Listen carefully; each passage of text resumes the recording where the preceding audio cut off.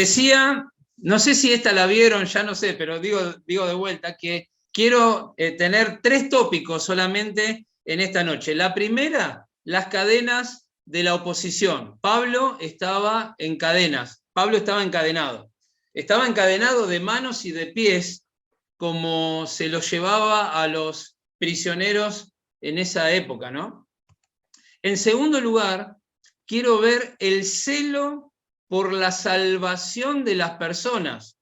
El celo por la salvación de las personas, porque Pablo tenía eso en su corazón. Pablo no solo quería ganarlo al rey, sino quería ganar a todos, a todos. Y él lo dice, ojalá quiera Dios que todos los que me escuchan sean salvos, estén como yo, excepto estas cadenas.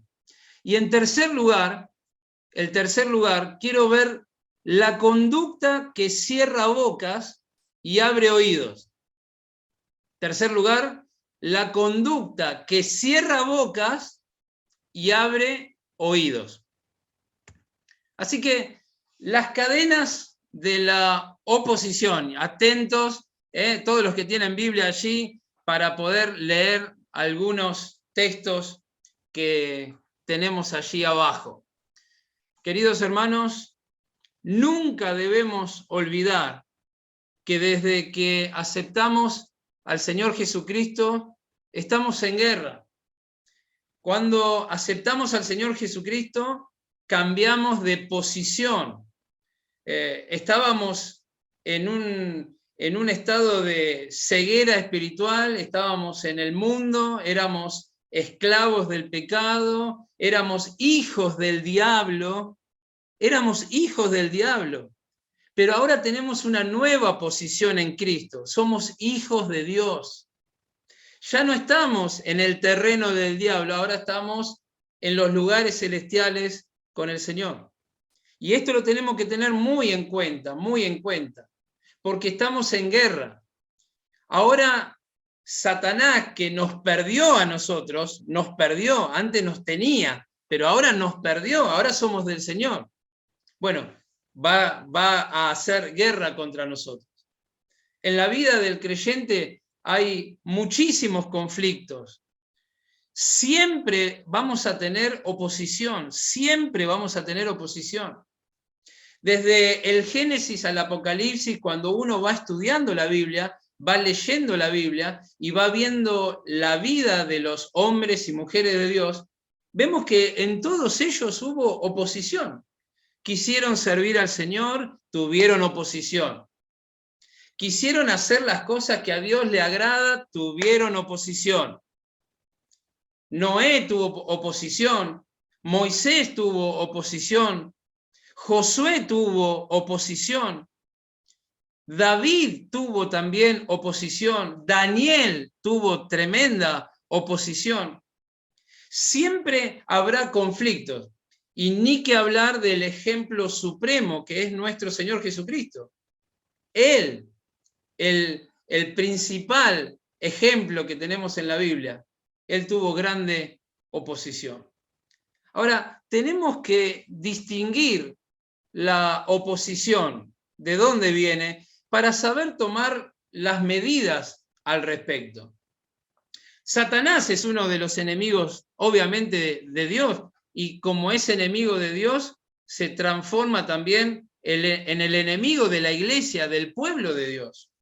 Es el enemigo número 1 del creyente, Satanás. A ver, alguien que lea 1 Tesalonicenses capítulo 2, versículo 18. A ver si sale con dinámica. A ver, ¿quién se anima? Por lo cual quisimos ir a vosotros, yo, Pablo, ciertamente, una y otra vez, pero Satanás nos estorbó. Muy bien, muy bien. Apocalipsis 12:10. A ver. Apocalipsis 12:10. El último libro. Vamos, el que lo tenga, a ver si se puede desmutear. Entonces oí una gran voz en el cielo que decía, ahora ha venido la salvación, el poder y el reino de nuestro Dios, y la autoridad de su Cristo, porque ha sido lanzado fuera del acusador de nuestros hermanos, que los acusaba delante de nuestro Dios día y noche. Muy bien, gracias Gabriel. Excelente. A ver, y lo tercero, Efesios capítulo 6, 11 al 13. A ver. Vestidos de toda la armadura de Dios, para que podáis estar firmes contra las acechanzas del diablo. Me cambié de anteojo. Muy bien, vamos. Porque no tenemos lucha contra sangre y carne, sino contra principados, contra potestades, contra los gobernantes de las tinieblas de este siglo, contra huestes espirituales de maldad en las regiones celestes. Por tanto, tomad la armadura de Dios para que podáis resistir el día malo y habiendo acabado todo, estáis firmes. Pablo estaba sufriendo el ataque del diablo. Pablo era consciente que Satanás se ponía enfrente para estorbarlo, para pelear cara a cara con él, cuerpo a cuerpo con él. Era como que Satanás no mandaba a ningún emisario, como a veces suele hacer, sino que bajaba a estar donde estaba Pablo para acusarlo, para estorbarlo. Y Pablo escribe a lo de Tesalónica y le dice: hermanos, en mi corazón estaba el deseo de poder verlos, en mi corazón estaba el deseo de poder visitarles, pero Satanás una y otra vez nos estorbó. Y él podía, Pablo podía identificar cuando realmente era Satanás. Era Satanás. Hermanos, mayormente a los que son nuevos, ¿no? A los que hace poco aceptaron al Señor. Ahora estás en el equipo de Cristo. Ahora estamos en la iglesia de Cristo. Y vos, hermano, yo también, cada uno de nosotros, somos el blanco de Satanás. Somos el blanco de Satanás. Satanás no tiene en la mira a cada uno de nosotros. Y tenemos que ser sabios para tomar las medidas al respecto, porque si yo sé que cuando salgo de mi casa tengo un enemigo, me voy a cuidar. Y esto es lo que leía recién Rubén. Por lo tanto, tomad toda la armadura de Dios para que podamos resistir al diablo. Al diablo nosotros no lo vamos a matar, no lo vamos a pisotear, como muchos otros piensan que podemos hacer con el diablo. No, no. El diablo es un ser poderoso, sin duda. Pero nosotros tenemos a Cristo, aquel que le venció en la cruz del Calvario. Y cada día que nos ponemos en las manos de Cristo, en las manos de nuestro Señor, también nosotros podemos disfrutar de esa victoria que Él logró en la cruz a favor de cada uno de nosotros. Satanás, sin duda, es alguien que siempre va a tratar de colocar un estorbo para que no sigamos al Señor, para que no crezcamos, para que no vengamos a la reunión. Ahí está Satanás colocando estorbo. Pero también la oposición la tenemos del mundo. Esta palabrita mundo que tiene varias acepciones en la Biblia. A veces la palabra mundo tiene que ver con la cantidad de personas, de todas las personas. Por ejemplo, de tal manera amó Dios al mundo. ¿A qué mundo amó? ¿Al planeta Tierra? No, amó a las personas que habitan en el mundo. Cuando en otra porción de las Escrituras, por ejemplo, 1 Juan capítulo 2, allí el apóstol Juan dice: no améis al mundo. No améis al mundo. ¿Qué está diciendo? Bueno, no améis, no tenemos que amar nosotros al sistema mundo, a este sistema de valores caídos que es dirigido por Satanás, porque todo el mundo está bajo el maligno, y Satanás mueve los hilos de este mundo, los hilos de la política, los hilos de la economía, las religiones fueron inventadas también por el diablo, y él puede manejar muy bien la religión, que nada tiene que ver con Dios. Y le puede hacer creer a las personas que están amando a Dios, que están sirviendo a Dios, y él las lleva como tropel, las lleva al infierno, pensando en las personas que siguen a un Dios. El mundo también se opone al creyente. El mundo se opone a la iglesia. Fíjate lo que dice San Juan capítulo 15. A ver, ¿quién lo tiene? San Juan 15. Si el mundo os aborrece, sabed que a mí me ha aborrecido antes que a vosotros.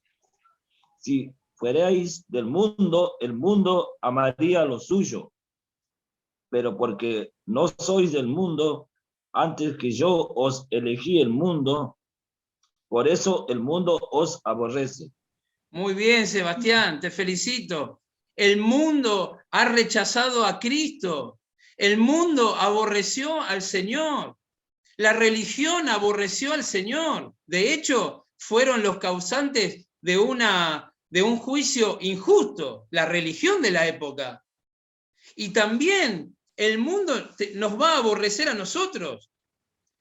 Las burlas vienen del lado del mundo, de los compañeros de trabajo, de los compañeros de escuela.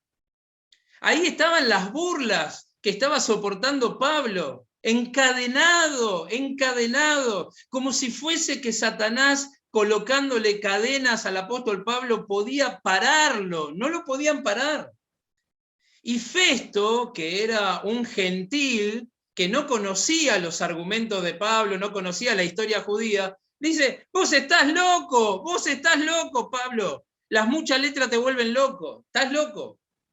Así, muchas veces el mundo se burla del creyente, se burla del cristiano verdadero. Segunda Timoteo capítulo 3, versículo 12. Vamos, a ver, ¿quién lo tiene ese? Y también todos los que quieren vivir piadosamente en Cristo Jesús padecerán persecución. Todos los que quieren hacer la voluntad de Dios van a tener oposición.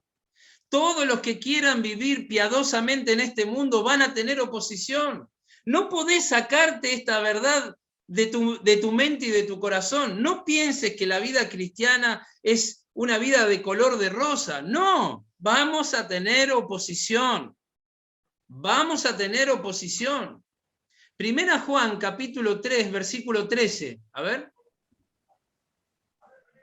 Hermanos míos, no os extrañéis si el mundo os aborrece. Muy bien. Es lo mismo que decía el Señor. No nos tiene que extrañar que nosotros parezcamos como desubicados en medio del mundo. Porque el mismo Señor lo dijo: estamos en el mundo, pero no somos del mundo. Fíjate lo que dice Mateo capítulo 10, versículo 34 al 36. Algo tremendo que dice el Señor. Mateo 10, 34 al 36. A ver. 34 al 36. No penséis Sí. que he venido para traer paz a la tierra. No he venido para traer paz, sino espada. Porque he venido para poner en disensión al hombre contra su padre, a la hija contra su madre y a la nuera contra su suegra. Y los enemigos del hombre serán los de su casa. Al 36 ya está. Y los enemigos del hombre serán los de su casa. Muy bien. ¿Cuántas veces, por aceptar al Señor Jesucristo, tuvimos problemas en la familia? El rechazo también de la familia que no entiende la decisión. En el campamento de Jujuy hablaba con una colaboradora que me decía que los padres la echaron, por así decirlo, de la casa, inconversos, es la única creyente, y la mandaron a alquilar, porque ella se convirtió a Cristo y decidió estudiar la Biblia. Dice: nunca me entendieron mis padres la decisión que yo tomé por Cristo. Y aquí estoy, en mi 4º año, estudiando la Biblia, y ahora tengo que volver, y voy a volver a esa casa para alquilar. ¿Cuántas veces en la misma familia el creyente tiene la oposición?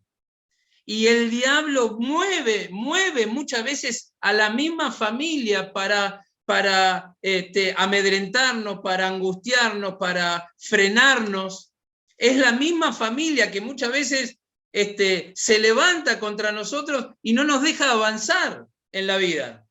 Vos te proponés ir a la reunión y algo en la familia sucede. Siempre sucede algo que te lleva o que te lleva a dar una excusa o que te impide poder estar en la reunión alabando al Señor, escuchando la palabra del Señor. Pero también tenemos otro enemigo que se opone, y ahí tiene que ver con nosotros, que es la carne. Es esta naturaleza caída que tenemos, que tienen todos los humanos, los seres humanos. Nacemos con esta naturaleza, una naturaleza pecaminosa. A ver, cuando creímos en el Señor Jesucristo, el Señor no sacó esta naturaleza de nuestra vida, no la sacó, la podría haber sacado, podría también haber hecho el Señor que cada uno que reciba a Cristo se vaya al cielo automáticamente, pero no, la naturaleza caída está en la persona. Lo que hizo el Señor es poner ahora al Espíritu Santo en nuestro corazón, de manera que en la vida del creyente conviven dos naturalezas. La naturaleza caída, llamada carne en la Biblia, y la naturaleza del Señor, el Espíritu del Señor. Fíjate lo que dice Gálatas 5:4, a ver. ¿Qué dice? De Cristo os desligasteis los que por la ley os justificáis de la gracia. Perdón, 5:24, me equivoqué yo. Pero los que son de Cristo han crucificado la carne con sus pasiones y deseos. Muy bien. Los que son de Cristo han crucificado la carne con sus pasiones y deseos. ¿Cuándo lo crucificamos? El día en que aceptamos a Cristo, le entregamos el timón de nuestra vida al Señor Jesucristo. Ahora, esto no es una decisión de un día y nunca más decidir lo mismo, no. Es la decisión de todos los días. Cada día le entrego mi corazón al Señor y le digo al Señor, Señor, ayúdame a crecer, ayúdame a vivir para ti, ayúdame a agradarte en este día. Quiero vivir para ti, quiero experimentar que mi carne ya no me domina, sino que me domina tu espíritu. Efesios capítulo 2. A ver, Efesios capítulo 2, versículo 3. Entre los cuales también todos nosotros vivimos en otro tiempo, en los deseos de nuestra carne, haciendo la voluntad de la carne y de los pensamientos. Y éramos por naturaleza hijos de ira, lo mismo que los demás. Esto tenía que ver con la vida pasada nuestra era así. Hacíamos lo que se nos plazca, lo que nos venía en gana. Queríamos hacer una cosa y lo hacíamos. ¿Y a quién le rendíamos cuenta? Absolutamente a nadie. Todo lo que subía a nuestra mente lo hacíamos. Y así íbamos como iban los demás, de mal en peor, de mal en peor, de mal en peor, haciendo la voluntad de la carne. No teníamos en cuenta a Dios, no teníamos en cuenta la palabra de Dios, y así el diablo ponía cadenas y nos tenía esclavizados en la carne, en el pecado. Pero llegó Cristo y cambió nuestra vida. El último texto, Romanos 8. Dice, porque los que son de la carne piensan en las cosas de la carne, pero los que son del Espíritu en las cosas del Espíritu. Porque el ocuparse de la carne es muerte, pero el ocuparse del Espíritu es vida y paz. Por cuanto los designios de la carne son enemistad contra Dios, porque no se sujetan a la ley de Dios ni tampoco pueden. Y los que viven según la carne no pueden agradar a Dios. Mas vosotros no vivís según la carne, sino según el Espíritu, que el Espíritu de Dios mora en vosotros. Y si alguno no tiene el Espíritu de Cristo, no es de él. ¿Te das cuenta? Gracias, muy buena lectura. ¿Te das cuenta de que si tenemos al Espíritu, el Espíritu Santo nos guía a toda verdad. El Espíritu Santo empezará a trabajar en la vida del creyente. El Espíritu Santo empezará a inquietar nuestro corazón, nuestra mente. El Espíritu Santo va a traer las cosas de Dios y te va a dar la iluminación para que vos puedas entender ahora la palabra de Dios. De otra manera no puedo entender la Biblia. La Biblia se entiende con el Espíritu, no con la carne. El hombre natural no puede vivir la vida cristiana. Las cadenas de la oposición, Queridos hermanos, a todos, a toda la iglesia, Corrientes, Santiago del Estero, aquí en Buenos Aires, no perdamos de vista que estamos en una guerra. No perdamos de vista que si te apartás los ojos del Señor, estás debilitado en esta guerra. Necesitas identificar dónde está la oposición. La oposición puede venir de afuera o la oposición puede venir de adentro, de vos mismo. Nosotros mismos podemos muchas veces ser esa oposición para no crecer, para no tomar decisiones, para no ponernos en las manos de Dios. Cristo es el que rompe las cadenas de toda oposición. A Él debemos correr cada día, a Él debemos ponernos de rodillas pidiendo su auxilio, porque no podemos hacer nada por nuestras propias fuerzas. Las fuerzas nos da el Señor para seguir adelante en la vida espiritual. En segundo lugar, podemos ver el celo por la salvación de las personas. Y aquí en Hechos 26:2, esto lo leímos la semana pasada con Pablo. Hechos 26:2 dice: me tengo por dichoso, oh rey Agripa, de que haya de defenderme hoy delante de ti de todas las cosas de que soy acusado por los judíos. Me tengo dichoso. El gozo de Pablo era por estar cumpliendo el propósito de Dios en su vida. Él había sido elegido para dar el evangelio a los judíos, a los gentiles, pero también a los reyes y a los gobernantes del mundo entero. Él había sido escogido por Dios como instrumento para que el evangelio suene potente en medio de las altas cumbres de la política. Por eso Pablo, cuando estaba delante del rey Agripa, aún a pesar de las cadenas, él estaba gozoso porque él sabía que Dios lo había llevado a ese estrado, a ese juicio, para que pudiese hablar del Señor. Qué hermoso el ejemplo que nos deja aquí el apóstol Pablo para todos nosotros. Yo me preguntaba cuando estaba repasando estos versículos, ¿yo estoy en el propósito del Señor? ¿Conozco cuál es el propósito de Dios para mi vida? ¿Conozco cuál es la voluntad de Dios para mi vida? ¿Puedo decir a mis hermanos, a mi esposa, a mis hijos, miren familia, miren, Dios quiere que yo haga esto. Dios me llamó para que yo pueda hacer esto. Necesito que ustedes oren por mí, necesito que me acompañen. ¿Podemos nosotros estar seguros de cuál es el propósito de Dios para nuestra vida e ir tras ese propósito? Que todos vean que la vida, nuestra vida, tiene un propósito, tiene una meta, tiene un objetivo. No andamos por la vida cristiana golpeando al aire, no andamos por la vida cristiana sin ton, ni son, ni fu, ni fa.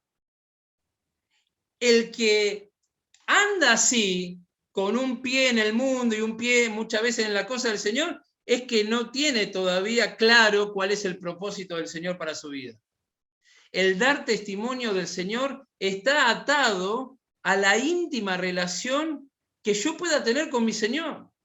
No hay dudas de que se cumple la Escritura cuando el Señor dijo: de la abundancia del corazón habla la boca.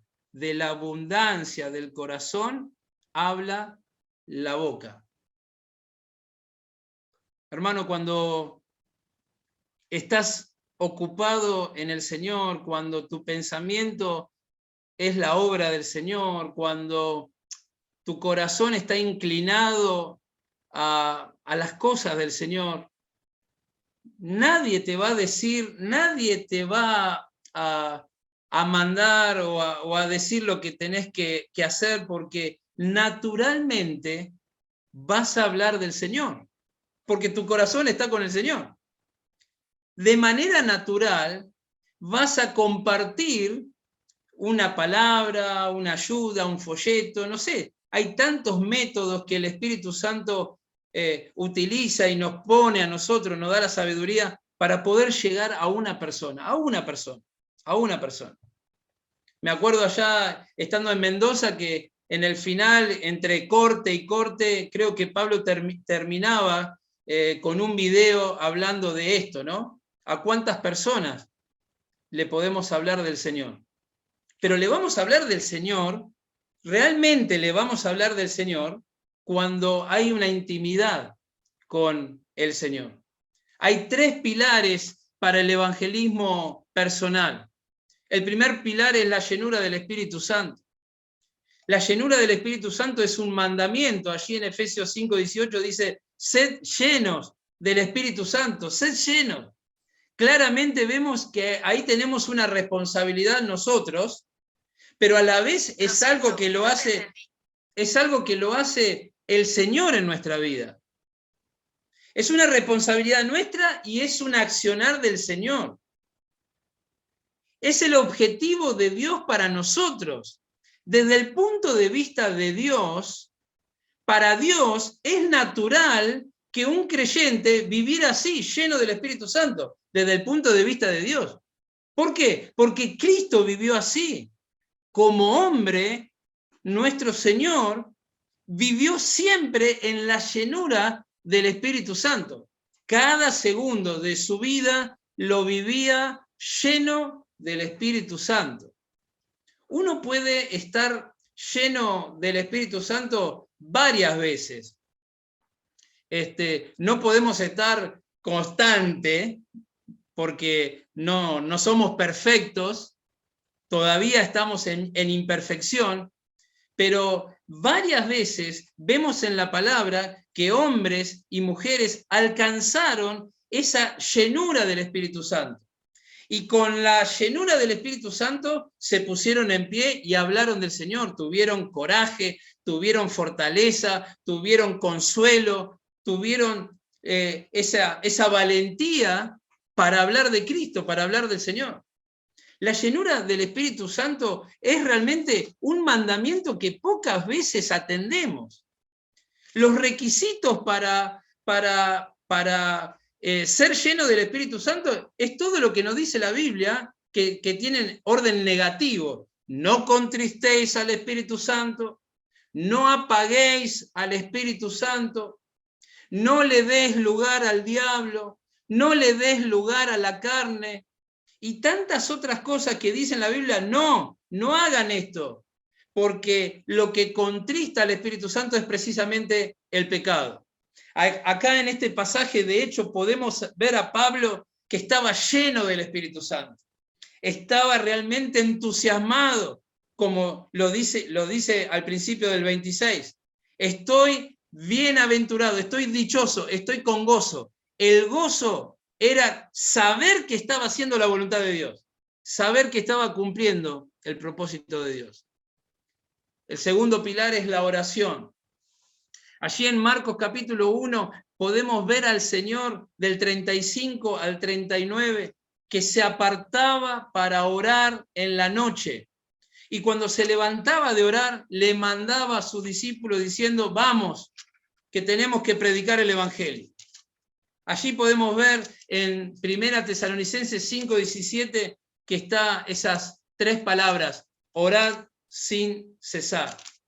Es que el Señor nos quiere cerca a nosotros. El Señor quiere tener una relación con nosotros, el Señor quiere tener una comunión con nosotros, el Señor quiere escucharnos a nosotros, quiere que le hablemos, porque si le hablamos y le pedimos, estamos reconociendo que Él es el dador de todas las cosas, estamos reconociendo que Él es nuestro Señor, nuestro Salvador. También estamos reconociendo que no podemos nosotros seguir solos. Es que no podemos, si no oramos, no podemos, no tenemos fuerza, no tenemos poder. Un creyente con un espíritu de oración será un testigo activo del Señor.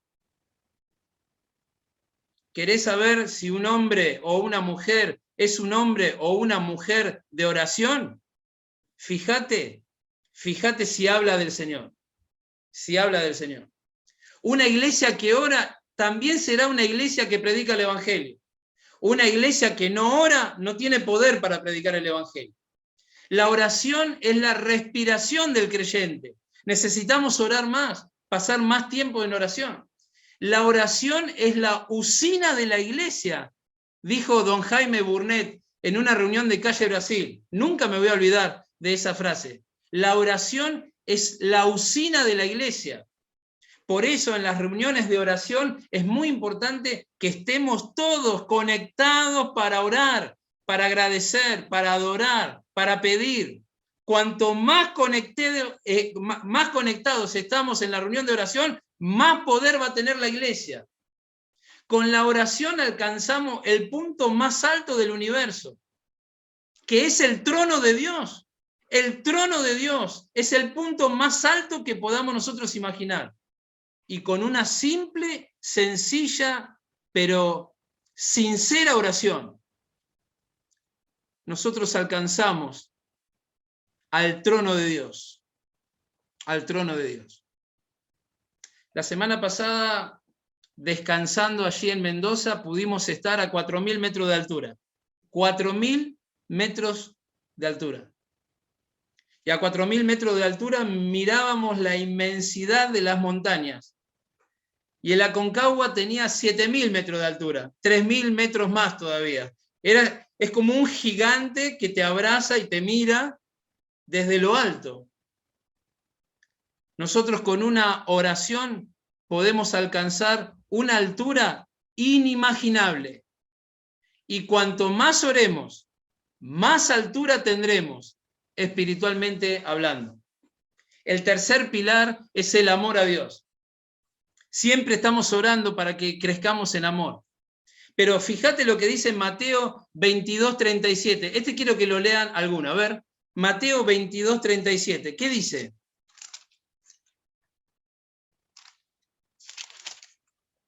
Mateo 22:37. A ver. ¿Quién se anima? Dice, Jesús le dijo, amarás al Señor tu Dios con todo tu corazón y con toda tu alma y con toda tu mente. Amarás al Señor tu Dios con todo tu corazón y con toda tu alma y con toda tu mente. Este es el primero y grande mandamiento. Esto es lo primero. Esto es lo primero. El amor de Dios no es un amor que se expresa solamente con los labios, hermano. Yo amo a Dios de labios, no sirve para nada. Muchos dicen que aman de labios. El amor se ve en la práctica. El amor se ve en el sacrificio. El amor de Dios se ve en un hermano cuando ese hermano se entrega voluntariamente por el otro sin esperar nada a cambio. Yo doy algo y no espero nada a cambio. Ahí está el amor de Dios. El amor de Dios es un amor sacrificial. El amor con que nos pide que le amemos a Dios es de la misma manera. Es un amor que nos lleva a poner en primer lugar a Dios en nuestra vida. En primer lugar, a Dios en nuestra vida. Tenemos que ser sinceros, tenemos que ser sinceros. Y tenemos que preguntarnos, ¿existe otra cosa en mi vida que ocupa el primer lugar que le pertenece a Dios?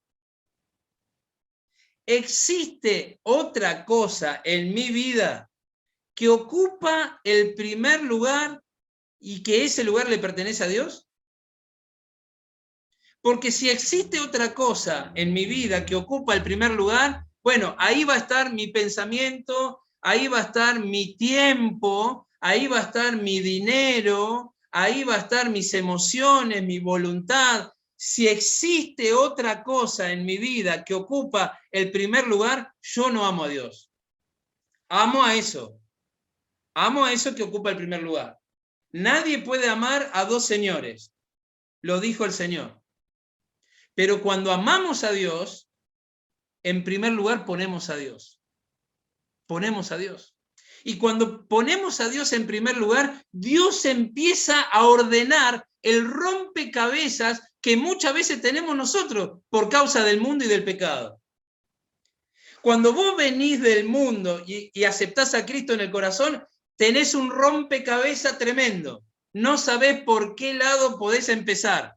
Bueno, tenés que empezar por lo primero. Poné en primer lugar a Dios. Poné en primer lugar tu pensamiento en Dios. Poné tus ojos en el Señor y vas a ver cómo el Señor, cuando ocupa el primer lugar en tu vida, ordena lo desordenado. Acomoda las cosas el Señor como Él solo lo sabe hacer. Te lo puedo decir también por experiencia. El amor a Dios hace que le adoremos. El amor a Dios hace que le sirvamos. Y cuando decimos servimos a Dios, estamos incluyendo también a los hermanos. Hay hermanos que piensan, yo teníamos un hermano en la iglesia, que no está más, que decía, yo voy a trabajar a la iglesia. Y yo le decía, ¿vas solamente a trabajar? Y sí, ¿a qué vamos a la iglesia? Vamos a trabajar. La Biblia me dice que vamos a otras muchas cosas, a muchas cosas más. En primer lugar, a la iglesia vamos a adorar, vamos a alabar el nombre del Señor, vamos a encontrarnos con el Señor. Obviamente vamos a encontrarnos con nuestros hermanos. Y obviamente vamos a trabajar sirviendo ¿a quiénes? A nuestros hermanos. Porque al Señor no le vemos con nuestros ojos físicos. Pero cuando servimos a un hermano, le estamos sirviendo al Señor. Cuando le ayudamos a un hermano, estamos sirviendo al Señor. Cuando bendecimos a un hermano, estamos sirviendo al Señor. De otra manera, iríamos a la iglesia a trabajar para nosotros mismos, no para el Señor. Pero por amor le servimos, por amor le esperamos y confiamos en verle. Y confiamos sin verle, confiamos también en que un día le vamos a ver. 1 Pedro 1:8 dice, a quien amáis sin haberle visto. Sin haberle visto. El amor a Dios nos motoriza a hacer cosas sin haberle visto. Esto es la fe. Y poder bendecir a los hermanos. Este amor hay que compartirlo. Y esto es lo que quería compartir el apóstol Pablo. Él tenía un celo y dice, yo quiero que no solo vos, Agripa, no solo Festo, no solo tu hermana, Berenice, Agripa, yo quiero que todos los que están acá conozcan a Cristo. El amor a Dios nos moviliza a testificar. El amor a Dios nos moviliza a poder decirle a las personas lo que dice el Evangelio. Ojalá que sea una realidad en nuestra vida. Por último, terminamos con este tópico. La conducta que cierra bocas y abre oídos. Me encanta porque dice, cuando se retiraron aparte, en el verso 31, hablaban entre sí diciendo, ninguna cosa digna de muerte ni de prisión ha hecho este hombre. ¿Te acordás? ¿Te acordás de quién se dijo esto? ¿De quién se dijo esto? Antes que Pablo, ¿no? El Señor Jesús. El Señor. Exactamente, exactamente. ¿Te acordás? Muy bien. Estaba allí en el pretorio. Estaba desfigurado nuestro Señor. ya le habían escarnecido, ya le habían pegado puñetazos. Me imagino la sangre en su rostro, con una corona de espinas, tremendas espinas que se clavaron en su cabeza. Y Pilato, cuando le interroga al Señor, le dice, se dice a sí mismo y le dice a los que estaban con él, yo no hallo ningún delito en él. Pilato sabía que lo habían entregado al Señor por envidia. Se había dado cuenta, no era ningún tonto. Agripa también se dio cuenta de que Pablo no había hecho nada por el cual tenía que ir a la muerte o tenía que ir a prisión. Si Agripa creía en las cosas que Pablo creía, Agripa conocía las Escrituras, conocía a los profetas, de hecho, creía, intelectualmente hablando. Él sabía y conocía lo que Pablo estaba diciendo. Entonces, si Agripa le decía a Pablo, Pablo, tenés que morir por lo que crees, bueno, Agripa también se tiraba a tierra para sí mismo. Porque también él creía y sabía que esto no se había hecho en ningún rincón. Pablo había trabajado a la vista de todos. Todos le habían oído.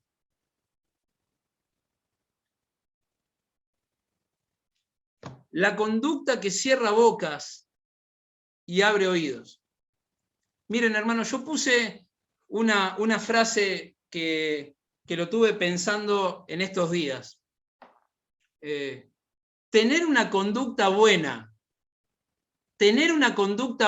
y no tener el mensaje, eso se llama moralismo. Hay muchos que son moralistas, que son correctísimos como personas, son personas educadas, son personas cultas, son personas con valores, una palabrita que se escucha mucho hoy, con valores morales, valores éticos, buenas costumbres, buenas tradiciones, pero no tienen el mensaje. No tienen el mensaje. Y a veces como creyentes en el Señor, caemos también en el moralismo, en ser buenas personas, nos conocen como buenas personas, nos conocen como buenos vecinos, nos conocen como personas que no se meten con nadie. Cuando uno habla con las personas, es una de las expresiones, sí, fulano de tal, sí, sí, no se meten con nadie, Pero no son personas reconocidas como creyentes, son personas reconocidas como buenas personas, porque nunca tuvieron el mensaje, buenas personas. ¿Y qué hace que yo tenga una buena conducta y no tenga el Evangelio, no comparta el Evangelio? Me quedo en eso, me quedo en una buena persona. Ahora, puede ser al revés. Puedo tener un mensaje muy bueno, muy estudiado, muy practicado, y no tengo conducta. Eso se llama hipocresía. Y es muy triste cuando hablamos con las personas y te dicen, yo no voy a la iglesia porque está lleno de hipócritas.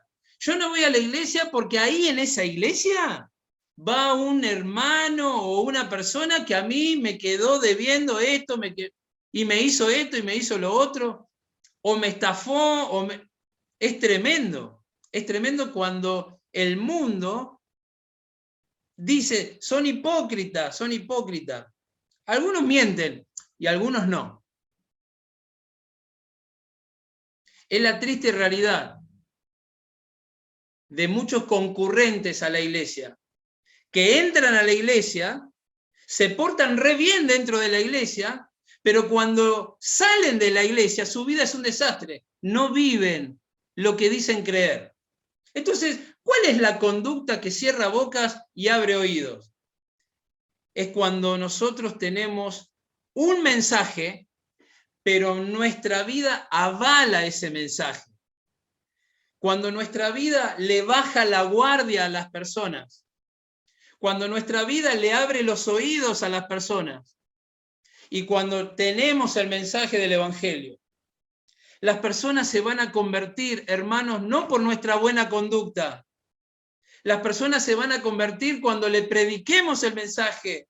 La fe viene por el oír y el oír de la palabra de Dios. ¿Necesitamos buena conducta? Claro que sí. ¿Necesitamos buen testimonio? Claro que sí. Es súper importante. Pero necesitamos decir el mensaje. De muchas maneras podemos decir el mensaje. Con un folleto, con una conversación, con una ayuda. ¿Cuántas veces ayudar a un vecino prepara el corazón para decir el mensaje? Si yo ayudo a un vecino y me callo la boca, eso es moralismo. Soy una buena persona. ¿Estás loco, Pablo?, le dijeron. Festo le dijo, estás loco, pero Agripa le dijo, por poco me persuades a ser cristiano. Por poco me persuades a ser cristiano. Ninguna cosa digna de muerte ni de prisión ha hecho este hombre. ¿Cuántas personas que realmente escuchan el mensaje, que miran las vidas de hermanos, de hermanas, que son vidas fieles al Señor, y no quieren convertirse al Evangelio porque quieren seguir en el pecado? Esa es la triste realidad. Las personas quieren seguir en el pecado, quieren seguir en los placeres, quieren seguir en su manera de pensar, quieren seguir en su manera de vivir, quieren seguir en su ideología.